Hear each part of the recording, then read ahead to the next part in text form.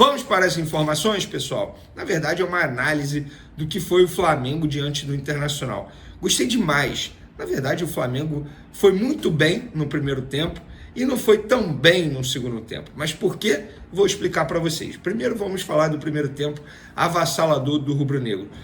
O time totalmente compacto, ótima transição defensiva, ótima transição ofensiva, os jogadores sabendo muito bem o que fazer. Até publiquei nas minhas redes sociais como é gostoso ver o Flamengo com o técnico Felipe Luiz. Mas eu não vou ser engenheiro de obra pronta e dizer que se o Felipe Luiz tivesse chegado antes, tudo poderia ser diferente.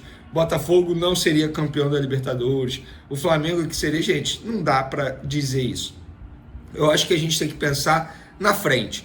E o futuro é super promissor ao técnico Felipe Luiz. E por que eu falo isso? Mesmo ele diante de um cenário terrível, porque ele pegou o Flamengo todo bagunçado. Embora ele não diga isso nas entrevistas coletivas, é óbvio, ele é amigo pessoal do Tite, ele jamais vai dizer isso. Mas a gente sabe, o Tite não deixou nada, nenhuma boa herança, nada para o técnico Felipe Luiz. Ele chegou diante de muitos desfalques, o time muito bagunçado, e mesmo assim está fazendo o time jogar um bom futebol. E é por isso que eu falo que o futuro é promissor. Se o Felipe Luiz consegue fazer um bom trabalho diante dessas adversidades, imagina fazendo uma pré-temporada, participando da montagem do elenco, indicando, falando qual tipo de jogador ele quer, com quais características. O futuro é muito promissor. Então, por isso que eu falo, é impossível o rubro-negro, o torcedor do Flamengo, não ficar animado com o Felipe Luiz para 2025. Mas 2025 a gente debate depois, vamos falar do agora, do primeiro tempo avassalador. As melhores jogadas do Flamengo saindo pela direita e novamente o Wesley jogando muita bola, fazendo boas jogadas ali com o Gerson. Ele e o Gerson estão se entendendo muito bem, não só fora de campo, a gente pôde ver recentemente os dois pescando juntos, tirando onda lá nas redes sociais, mas dentro de campo os dois têm feito uma tabelinha de sucesso pelo lado direito do Flamengo.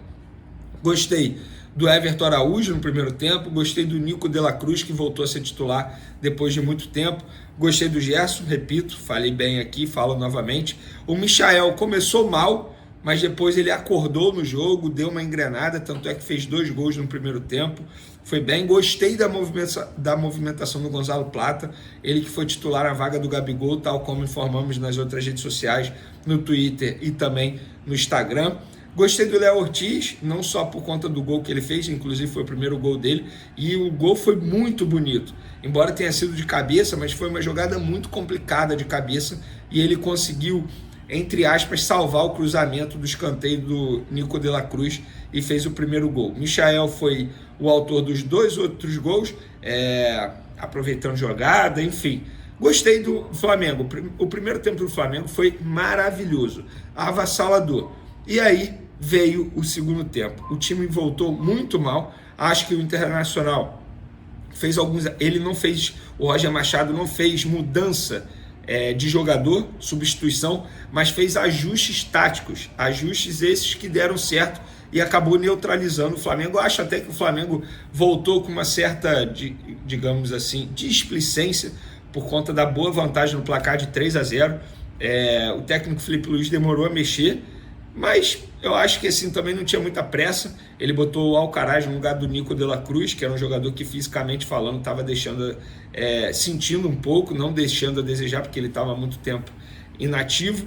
E aos 42 do segundo tempo ele acabou botando o Gabigol no lugar do Bruno Henrique. Não gostei do jogo do Bruno Henrique, assim, de maneira geral. Primeiro tempo ele fez boas movimentações, mas levando todo o tempo que ele ficou em campo em consideração, não gostei do Bruno Henrique. Acho que ele rende muito mais aberto pela ponta e não jogando como um falso 9, função que ele fez nesse domingo diante do Internacional. Como eu disse, o Flamengo voltou muito mal, o Internacional voltou melhor e o Internacional acabou tirando proveito. Primeiro com o Wesley, aos 9 minutos do segundo tempo, acertou um belo chute esse que na minha concepção era defensável. Eu acho que o Rossi poderia defender a finalização, repito, foi uma linda finalização do Wesley, mas na minha concepção era uma bola defensável. E minutos depois ali o Internacional chegou ao segundo, numa jogada que eu considero que o Flamengo foi prejudicado, porque o árbitro ele bate no Gonzalo Plata Ele bate no Gonzalo Plata, ele derruba o Gonzalo Plata. Tudo bem que o gol não sai logo em seguida, se a gente for analisar o lance, demorou mais alguns segundos para o gol sair. Tanto é que os jogadores do Flamengo pediram que o gol fosse anulado por conta dessa situação, pelo fato do árbitro ter batido no Gonzalo Plata. O árbitro não anulou o gol. Pela regra, pelo visto, não precisa anular, só se a bola batesse nele, o que eu acho totalmente errado essa regra, mas regra é regra. Se for de fato isso, confesso para vocês que eu não ouvi mais outros árbitros, só ouvi o PC de Oliveira, que é ex-árbitro e que faz parte da central do apito, digamos assim, do Grupo Globo, que estava transmitindo a partida. Mas eu acho que o gol deveria ter sido anulado, independentemente se deveria ou não. Eu acho que o Flamengo não poderia levar esse gol. Foram segundos depois, a jogada prosseguiu. O Léo Pereira deu mole na marcação, o Rossi mais uma vez deu mole. E eu quero falar do Rossi. Gente, na boa, o Rossi ele oscila demais. Os melhores momentos do Rossi são fazendo cera. O goleiro tem que fazer defesa. E o Rossi não tem nível para ser titular no gol do Flamengo. Pelo menos é a minha opinião. Eu acho que a futura gestão do Flamengo, tem uma eleição presidencial no dia 9, a futura gestão do Flamengo precisa pensar num novo goleiro para ser titular. O Rossi não tem nível para ser titular no gol do Flamengo. É um goleiro comum. A régua hoje do Flamengo está acima. Não dá para ter jogador comum considerado titular absoluto, como é o caso do Rossi. Pelo menos é a minha visão, não sei se você concorda comigo. O Everton Araújo novamente deu mole, como aconteceu lá no Beira-Rio contra o Internacional. Ele deu mole, por sorte dessa vez não saiu o gol. Ele precisa acordar, precisa saber a hora de segurar, de reter a bola ou não. Eu sei que ele está passando por um período de aprendizado, mas ele já teve a oportunidade de aprender lá no Beira-Rio e quase entregou, entre aspas, a paçoca novamente aqui no Maracanã. Não pode dar esses moles, não pode. O Alexandro, gostei dele também, de maneira geral, enfim, fez uma boa partida. Então, no resultado, 3-2, não acho o resultado injusto não, pelo que foi o primeiro tempo do Flamengo avassalador e pelo que foi o segundo tempo do Internacional, que foi melhor que o Flamengo. Então o Flamengo venceu o primeiro tempo, o Internacional venceu o segundo tempo, mas no saldo de gols o Flamengo saiu melhor, porque fez 3 gols no primeiro tempo, Internacional apenas 2. Então, foi o penúltimo jogo do Flamengo no Maracanã. O último jogo do Flamengo no Maracanã será dia 8. Na próxima rodada o Flamengo pega o Criciúma, o Gerson não joga, levou o terceiro cartão amarelo, está fora. Então, eu vejo muitos torcedores aí do Flamengo brincando, dizendo que o Flamengo tem que entregar a gente. Claro que isso não vai acontecer, né? Eu duvido o Felipe Luiz permitir isso. Permitir. Então, parem com isso. Não adianta nada fazer esse tipo de pedido, porque isso não vai acontecer, né, gente? Por favor, o Flamengo vai jogar como se estiver valendo algo para o Flamengo. Então, espero que vocês tenham gostado da minha análise. Podem comentar à vontade se concordam ou não com alguns pontos que eu mencionei aqui. O Gabigol entrou aos 42 do segundo tempo e foi, enfim, inoperante. Se eu tivesse, dos tempos de jornal, se tivesse que dar uma nota, entrou nos minutos finais de jogo sem nota. Era o que eu posso falar. E agora ele está vivendo os últimos minutos dele aí com a camisa do Flamengo. É isso, minha gente. Se você não se inscreveu, eu não consigo entender o motivo. É de graça, não custa nada. Se inscreve aí no canal, ativa o sininho e você vai estar sempre sendo avisado com o tempo do dia e da hora em que eu fizer algum conteúdo. Valeu? Vamos começar então, começando dando a boa noite aqui a todo mundo. O Ebenezer Trajano, daqui, Ebenezer Trajano. Everton Araújo gosta de entregar a paçoca. Eu acho que ele jogou bem, não jogou mal não, mas ele hoje deu uma entregada de paçoca legal, é verdade. Ele deu uma entregada que por pouco não saiu o gol do Internacional. Por sorte nossa, não saiu. Mas ele jogou bem em várias outras situações, mas ele, de fato, o Felipe Luiz precisa orientá-lo a não tentar driblar ou fazer passes arriscados em determinadas zonas do campo. No meio-campo ali, com o seu time todo avançando, você tentar um passe arriscado ou você tentar um drible, se você perde a bola, vai todo o teu time ter que correr para trás. E aí a chance de tomar o gol é muito grande. Isso aí, o Felipe Luiz tem que corrigir. E eu garanto a você que ele já vai corrigir. Já entrou um superchat aqui, que é do Jorge Losperg. Salve, Renato. É sério que o Alcaraz é a contratação mais cara do Flamengo? Ele está mais para... Ai, caralho, estou bebendo uísque cowboy. Salute, salute, salute. Eu, cowboy, não bebo, eu sempre já falei que eu bebo suquinho de uísque. Muita água e muito gelo. Gente, calma com o Alcaraz. O que eu queria aconselhar vocês em relação ao Alcaraz é isso. Calma com o Alcaraz. O Alcaraz tem 21 anos. Acabou de chegar no Flamengo. É normal oscilação, gente. É normal. Quanto tempo demorou o Cebolinha para começar a jogar um futebol próximo daquilo que já tinha jogado no Grêmio? Quase um ano. Quase um ano. Para ser justo, foi com o Tite que ele começou a jogar alguma bola. Antes não estava jogando nada. Quanto tempo demorou o Luiz Araújo para se firmar como um jogador realmente útil ao Flamengo? Demorou também, jogava um jogo bem, 3, 4 mal. Então, gente, calma, calma, isso é que eu posso pedir a vocês em relação ao jogador jovem e promissor como ele é.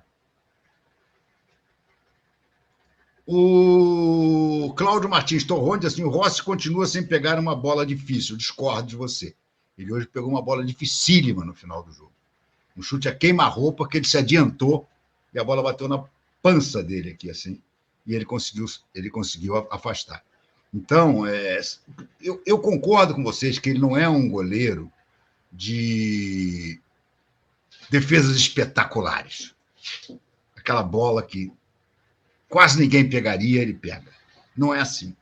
Mas ele fez hoje pelo menos 2 defesas bastante importantes.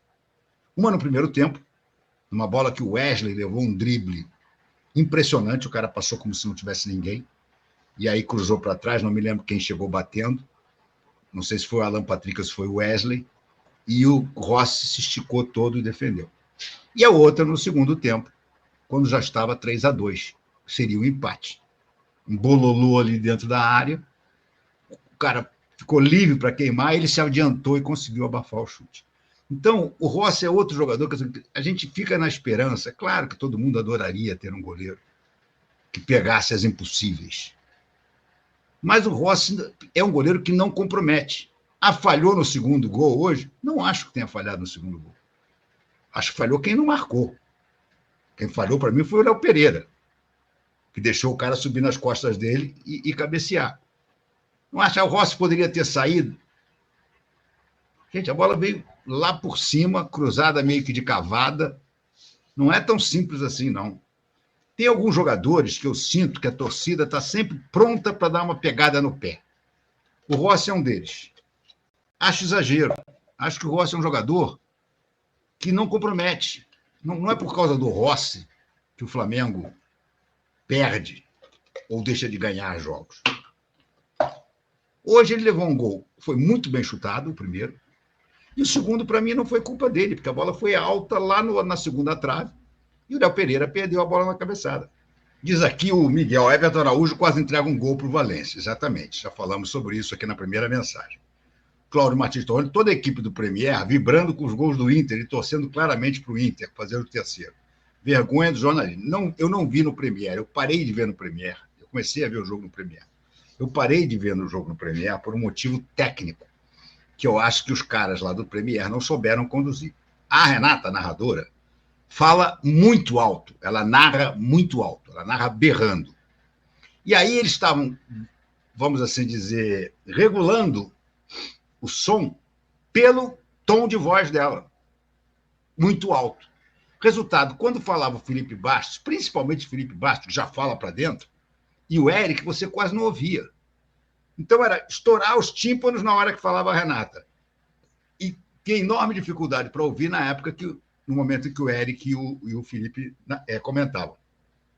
Eu passei para a Globo e acabei assistindo na Globo, onde o Villani estava narrando, mas a Globo fez uma coisa que eu até entendo, mas que para quem é Flamengo e estava vendo o jogo é uma bosta, né? Virava mexer e dividia aquele quadro para mostrar a festa do Botafogo lá na Praia de Botafogo. Pô, uma das coisas que eu mais odeio em televisão é tela dividida. Olha que eu tenho uma televisão de 85 polegadas aqui, é grande pra cacete. Mas não adianta. Quando você divide a tela, a coisa fica ruim, entendeu? E a Globo passou boa parte do jogo fazendo isso. Ah, o ônibus do Botafogo está saindo agora aqui do aeroporto. Ah, não sei lá o quê. Porra, um porra, é um saco. Mas, enfim. Mas, então, não vi para te dizer se eu achei que eles estavam vibrando assim ou não. O primeiro gol eu já vi na Globo. Quando eu resolvi trocar para a Globo, saiu o gol do Léo Ortiz. Imediatamente. Troquei, escanteio e bati do gol do Léo Ortiz. E o Flalocão disse assim, mas toda torcida, a transmissão é assim, independentemente do canal. A questão do torcer... Deixa eu te falar uma coisa. Vou falar uma coisa com toda a sinceridade. A gente tem sempre a tendência a achar que estão torcendo contra o nosso time. E aí, não importa o time. Nós somos Flamengo, os caras que são Fluminense, você tem sempre a tendência a achar que o cara não pode vibrar ou elogiar muito o adversário. E não é assim, cara. A transmissão neutra, que deve ser, para mim, a transmissão, todas as transmissões deveriam ser neutras, elas têm que falar igual para os dois. Não tem jeito.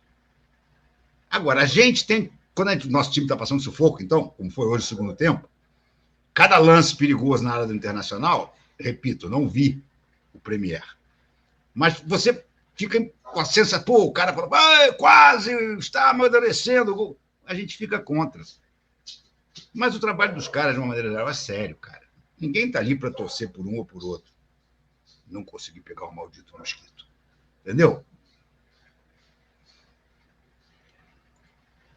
O Flalocão diz, não queria criticar o Alcaraz, mas está foda. Não mostrou absolutamente nada este ano.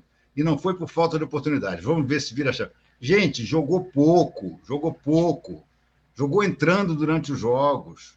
Não, sabe, vocês estão querendo, sabe, ver chifre em cabeça de cavalo. Calma, o que vocês queriam? Que o cara chegasse aqui e arrebentasse com a bola? Não é assim, cara. Não é assim. Só jogador muito consagrado que chega aqui e sai jogando direto. Garoto novo, como é o Alcaraz, o cara ainda tem que se ambientar, ainda tem que conhecer bem os companheiros, ainda tem que sentir o clima do jogo, uma série de coisas. Ele está nervoso, claramente nervoso. Romero Aquino, mestre, Renato, Plata, Alcaraz e Everton precisam treinar chute. É só petelecos e dá raiva. O Alexandre hoje também deu um peteleco. Isso você tem toda a razão, isso aí eu concordo com você. Eu não sei o que está acontecendo com o time do Flamengo, que a maioria dos chutes de entrada da área, a maioria são petelecos. Gabriel, outro dia mesmo, jogando, uma oportunidade ótima, deu um peteleco. Hoje, o Plata, o Alcaraz e o Everton, você tem toda a razão, os três deram um peteleco. O Everton, acho que não é nem função dele. O Everton, eu prefiro até que ele não chute. O bom do Everton é a marcação. Não adianta a gente ficar querendo esperar que o Everton vai ser o Andrade. Não vai ser, cara. Andrade tem um a cada 50 anos. Não vai ser. O Arão, por acaso, era um grande goleador? Também não era. O João Gomes era um grande goleador? Também não era. Agora, concordo integralmente. Plata, Alcaraz, Gabriel, tudo isso tem que chutar melhor. Aldecides tem que dar uma bússola para o Alcaraz, está perdidinho. Calma. Edson Ferreira, se alguém souber o próximo jogo do Flamengo, que essa merda vai narrar, poderia trancar os portões do prédio dela. Cara, menos, gente, menos, pelo amor de Deus. Fala, nação rubro-negra. Que jogo foi esse, hein? O Flamengo mostrou mais uma vez sua força no Maracanã e venceu o Internacional por 3-2. Não foi só uma vitória, foi um show de futebol com destaque para Gerson e Wesley, que comandaram o espetáculo. Bora conferir os detalhes dessa atuação incrível que colocou o Mengão no G4. Logo no início, o Flamengo impôs seu ritmo. A pressão deu resultado aos 28 minutos, com golaço de cabeça de Léo Ortiz após escanteio cobrado por Nicolás de la Cruz. E a festa rubro-negra só aumentou. O segundo gol veio logo depois. Michael aproveitou o cruzamento perfeito de Alex Sandro e mandou para a rede. Ainda no primeiro tempo, Wesley cruzou rasteiro para Michael marcar o terceiro. Simplesmente sensacional. Gerson, o nosso coringa, deu show mais uma vez. Foram 46 passes, com apenas 6 erros, e uma assistência que foi um colírio para os olhos. Nota 8.5 para ele, e muito bem merecida. E Wesley? O lateral brilhou com 6 desarmes, muita velocidade e inteligência. Nota 8.0 para esse craque que não para de impressionar. O Inter tentou reagir. Wesley, do Colorado, diminuiu com um belo chute no início do segundo tempo. Depois, Iner Valencia empatou de cabeça, mas o VAR validou o gol com polêmica. Mesmo com a pressão, Rossi garantiu a vitória ao abafar um chute perigoso no fim. Que atuação segura do nosso goleiro, nota 6.5 para ele.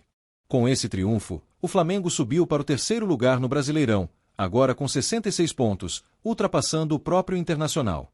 E mais, essa vitória encerrou a incrível invencibilidade de 16 jogos do Colorado. Foi um resultado que colocou o Mengão novamente em destaque, mesmo sem grandes pretensões na tabela. Nação, o que vocês acharam dessa vitória? Quem foi o craque da partida para vocês? Michael com seus 2 gols, Gerson, o maestro, ou Wesley, o motorzinho da lateral? Deixa aqui nos comentários. Ah, e não se esqueçam, já deixa o like, se inscreve no canal e ativa o sininho, porque aqui tem tudo sobre o nosso Flamengo. SRN e até a próxima!